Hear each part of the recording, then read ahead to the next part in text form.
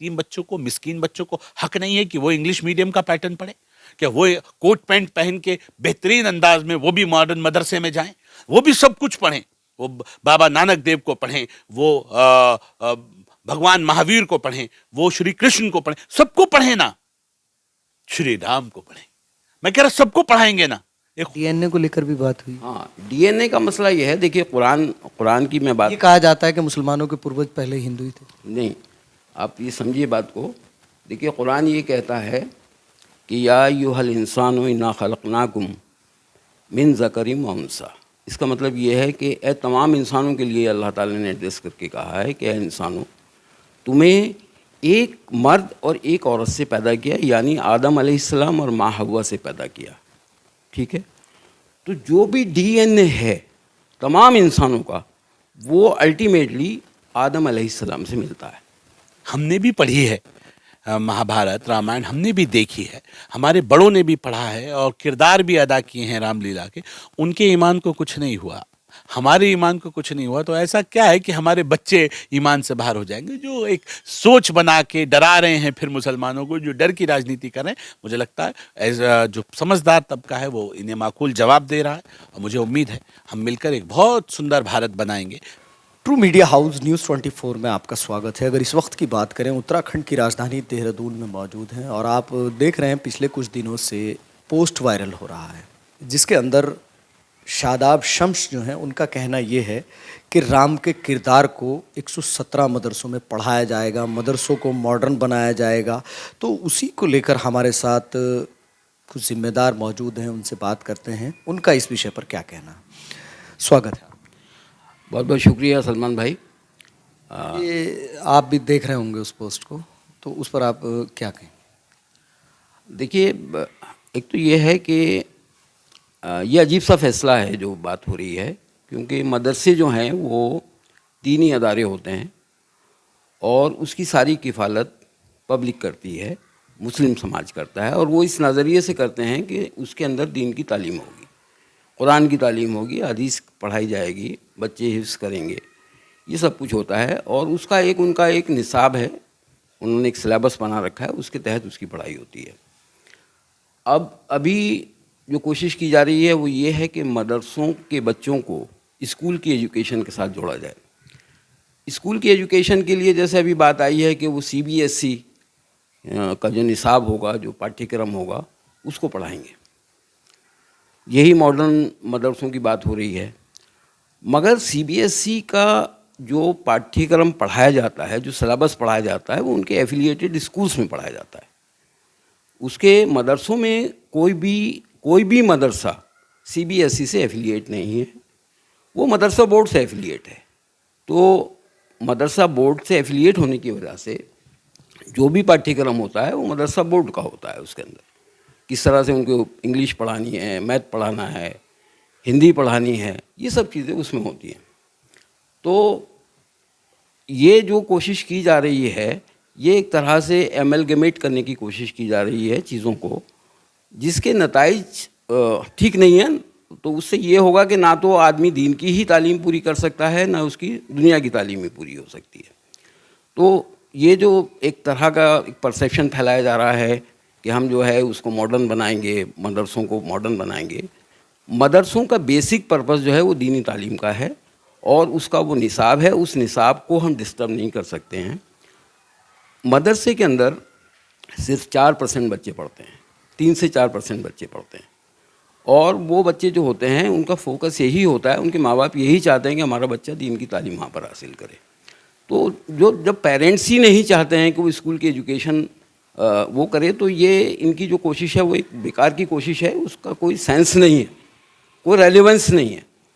अब बहरहाल एक पॉलिटिकल एम्बिशन के साथ ये आवाज़ आ रही है कि हम मदरसों को मॉडर्नाइज़ करेंगे। अभी 117 मदरसों को कहते हैं। दूसरी एक बात ये है कि वक्फ बोर्ड का जहाँ तक सवाल है, जिसके वो अध्यक्ष जो ये बात कर रहे हैं, उनका तो एक तरह से अधिकार क्षेत्र ही नहीं है। वो उनका अधिकार क्षेत्र ये है कि वक्फ बोर्ड के मदरसे या जो वक्फ बोर्ड की प्रॉपर्टीज़ हैं उनकी वो देख रेख करें, और वो जो प्रॉपर्टीज़ होती हैं वो सही मायनों में मुसलमानों के बड़ों ने वो दान की भी प्रॉपर्टीज़ होती हैं।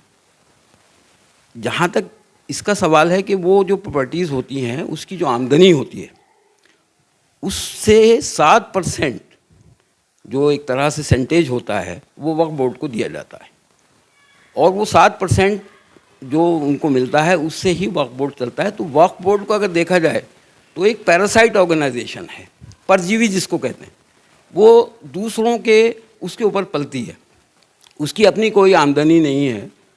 अब वो गवर्नमेंट से इनको मॉडर्नाइज करने के लिए किस तरह से पैसा लेंगे, किस तरह से बजट लेंगे, गवर्नमेंट तो उसमें कोई मदद नहीं करती है, क्योंकि वो तो एक तरह से लोगों की दान की भी प्रॉपर्टी है, उसको डेवलप भी लोग ही करते हैं। उसकी जो मुस्लिम समाज होता है, जो मस्जिदें होती हैं, जो वक्फ बोर्ड की मस्जिदें होती हैं, उसमें सारे का सारा चंदा वहाँ के लोग देते हैं, मुस्लिम समाज ही देता है। उसमें चंदा देकर के उसकी कंस्ट्रक्शन भी करते हैं, उसकी मेंटेनेंस भी करते हैं, उसको जो भी काम होता है वो करते हैं। और उसकी जो आमदनी होती है, जैसे किराए की आमदनी होती है दुकानों से या और किसी चीज़ से, उसमें से 7% वक्फ बोर्ड को देते हैं। तो वक्फ बोर्ड किस तरह से उसको मॉडर्नाइज करेगा, ये अजीब सी बात है। उनके पास कहाँ से बजट आएगा, किस तरह से वो करेंगे। और अगर मस्जिदों के अंदर, मदरसों के अंदर गवर्नमेंट की तरफ से वो मदद लाते हैं या बजट लेकर के आते हैं, तो गवर्नमेंट तो बग़ैर किसी उसके जो है अपने कंट्रोल के बगैर किसी चीज़ में देती नहीं है। तो फिर इसका मतलब यह है कि मस्जिदों का और मदरसों का कंट्रोल वो जो है वो गवर्नमेंट को देना चाहते हैं। तो ये अजीब सी सिचुएशन उन्होंने क्रिएट की है। वो क्या, किस पॉलिटिकल एंगल से वो उसका अपना इस तरह की बातें कर रहे हैं, हमारी समझ से बाहर है भाई। मुंशी साहब, अगर जो है जैसे 117 मदरसों को लेकर के बात हो रही है, अगर उसमें राम के चरित्र को पढ़ाया जाए तो क्या दिक्कत है? आप क्या मानते हैं, राम के चरित्र पर आप क्या कहेंगे? देखिए, बात यह है कि राम जो है हिंदू मान्यताओं के हिसाब से, हिंदू धर्म के मान्यताओं के हिसाब से राम भगवान है और वो विष्णु के अवतार हैं। और उनकी मान्यता ये है कि वो राजा दशरथ के यहाँ पर पैदा हुए। उनकी वालदा का नाम जो था वो कौशल्या था। सीता जी से उन्होंने शादी की, उसके बाद उनके बच्चे हुए। अपनी ज़िंदगी के बाद फिर वो परलोक सिधार गए। तो ये एक मान्यता है। एक ये मान्यता है कि वो विष्णु का अवतार हैं, उनका वो आराध्य हैं, पूजा करनी होती है। अब ये है कि अगर राम का जो करैक्टर है उसको सबसे पहले ये समझें तो सही कि वो करैक्टर क्या है। हिंदू धर्म की मान्यता के हिसाब से तो वो जो है उनको अपना देवता भगवान समझते हैं। और जहाँ तक शादाब शम्स की या और जो भी हमारे लोग इस तरह की बात कर रहे हैं, वो इस्लाम के मानने वाले हैं। इस्लाम के यहाँ, इस्लाम में तो सिर्फ एक अल्लाह की इबादत होती है। डीएनए को लेकर भी बात हुई। हाँ, डीएनए का मसला ये है। देखिए, कुरान की मैं बात, ये कहा जाता है कि मुसलमानों के पूर्वज पहले हिंदू ही थे। नहीं, आप ये समझिए बात को। देखिए, कुरान ये कहता है कि या अय्युहल इंसानु इन्ना खलक़नाकुम मिन ज़करिन व उन्सा। इसका मतलब ये है कि ए तमाम इंसानों के लिए अल्लाह ताला ने एड्रेस करके कहा है कि ए इंसानों, तुम्हें एक मर्द और एक औरत से पैदा किया, यानी आदम अलैहिस्सलाम और माँ हव्वा से पैदा किया। ठीक है? तो जो भी डीएनए है तमाम इंसानों का, वो अल्टीमेटली आदम अलैहिस्सलाम से मिलता है, बीच में किसी से नहीं मिलता है। और चूँकि उनको वो भगवान समझते हैं, आराध्य समझते हैं, तो जो आपका भगवान है उसकी तो औलाद नहीं होती है। जो अल्लाह है वो तो कुल सूरह इखलास के अंदर कहा गया है, कुल वल्लाहु अहद अल्लाहुस समद लम यलिद, उससे कोई पैदा नहीं हुआ, लम यलिद व लम यूलद, और ना उसको किसी ने पैदा किया। तो जिसके औलाद, जिस अल्लाह की ये माना जाता, ये है, ये हक़ है कि कोई औलाद ही नहीं है, तो उसमें डीएनए का कोई मतलब ही नहीं है। डीएनए तो इंसानों का इंसानों से मिलता है। तो आदम अलैहिस्सलाम से हमारा सबका डीएनए मिलता है। एक बात तो ये है भाई। तो ये किस तरह से अपने डीएनए की बात करते हैं, ये अब इस पर गौर करें कि ये बात कह कर के कि हमारा डीएनए फलां से मिलता है, जबकि अल्लाह कुरान करीम के अंदर ये फरमा रहे हैं कि तुम्हारा जो भी कुछ है, तुम्हारे माँ बाप जो हैं वो आदम अलैहिस्सलाम और माँ हव्वा हैं, तो हमारा डीएनए तो वहाँ मिलता है। तो हम एक तरह से अगर देखा जाए तो कुरान की इस आयत के हम इनकार कर रहे हैं और उसकी जो है हम उसके बरखिलाफ बात कर रहे हैं कि हमारा डीएनए फलां से मिलता है। अल्टीमेटली हमारा डीएनए तो हज़रत आदम अलैहिस्सलाम से मिलता है और वो कुरान कहता है, उसका सर्टिफाइड कर रहा है। इनके पास तो कोई सर्टिफिकेट नहीं है कि कहाँ से डीएनए मिलता है। तो ये सारी बातें जो हैं जो ये की जा रही हैं, ये एक उनकी पॉलिटिकल एम्बिशन है। बहरहाल जहाँ तक मदरसों में रामायण पढ़ाने का सवाल है, रामचरित्र या उनका किरदार पढ़ाने का सवाल है, मदरसों के सिलेबस को पहले समझें। जो एक बच्चा वहाँ पे हाफिज़ कुरान होता है वो सुबह से लेकर के और रात के 10 बजे तक डिफरेंट तरीक़े से कभी उसको दोहराता है, कभी उसको आगे का सबक याद करना होता है, कभी उसे पीछे का सबक याद करना होता है। उसको सिर्फ असर से लेकर के और मगरिब तक का टाइम जो 1 घंटे का होता है वो मिलता है। बाकी सारा टाइम उसका जो होता है सुबह फजर से लेकर के और रात के 10 बजे तक उसको कुरान याद करना होता है।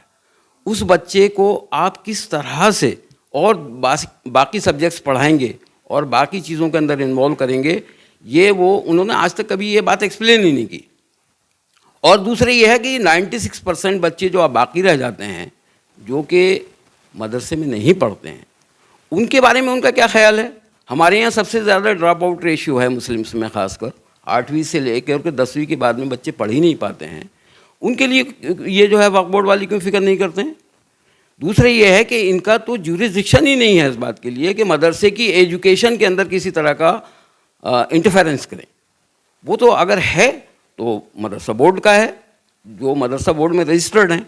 इनका तो काम सिर्फ इतना है कि जो वक्फ की प्रॉपर्टीज़ हैं उनकी देखभाल करके उनकी हिफाजत करें। ये एजुकेशन से उनका कोई ताल्लुक़ नहीं है। वो अपनी एक तरह से जो ज्यूरिसडिक्शन है, जो क्षेत्र अधिकार है, उससे बियॉन्ड जाकर के बात करने की कोशिश कर रहे हैं और मेरे हिसाब से वो गलत है। पॉलिटिकल स्टंट मानते हैं आप इसको? बिल्कुल पॉलिटिकल स्टंट है। इसका कोई महत्व या अस्तित्व नहीं है? क्या है, वो कर ही नहीं सकते, प्रैक्टिकली पॉसिबल ही नहीं है। जो काम वो करने के लिए कह रहे हैं वो प्रैक्टिकली पॉसिबल ही नहीं है।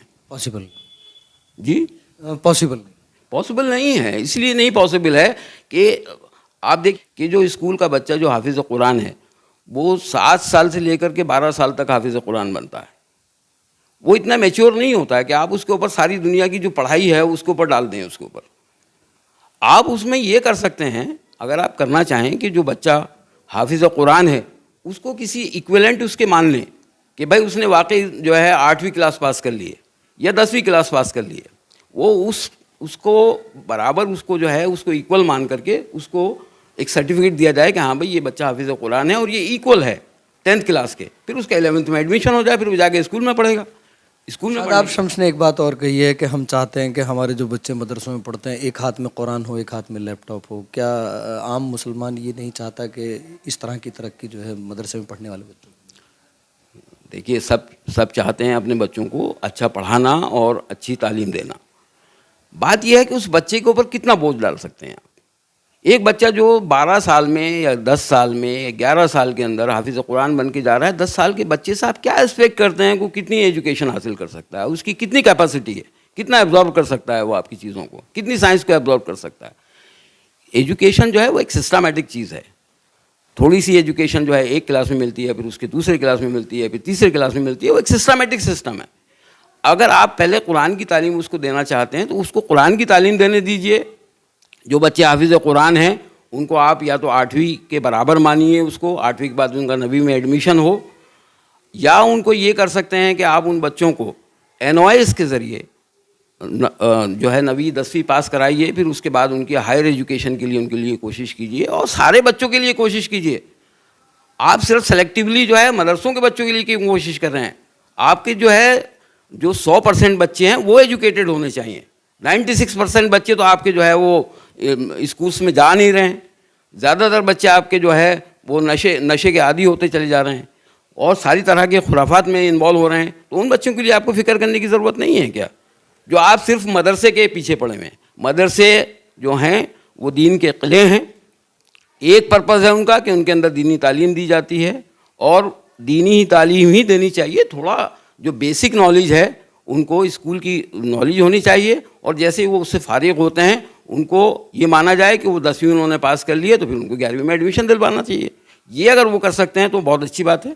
देखिए सरकार इसमें बहुत कुछ नहीं कर रही है, हमारे लोग ही ज़्यादा कुछ कर रहे हैं सब कुछ ना, जो हमारे लोग वहाँ पर बैठे हुए हैं, जो सर सत्ता में बैठे हैं। जी सत्ता में बैठे हुए हैं, वो अपने आप को जो है सरकार को खुश करने के लिए सब कुछ करना चाहते हैं।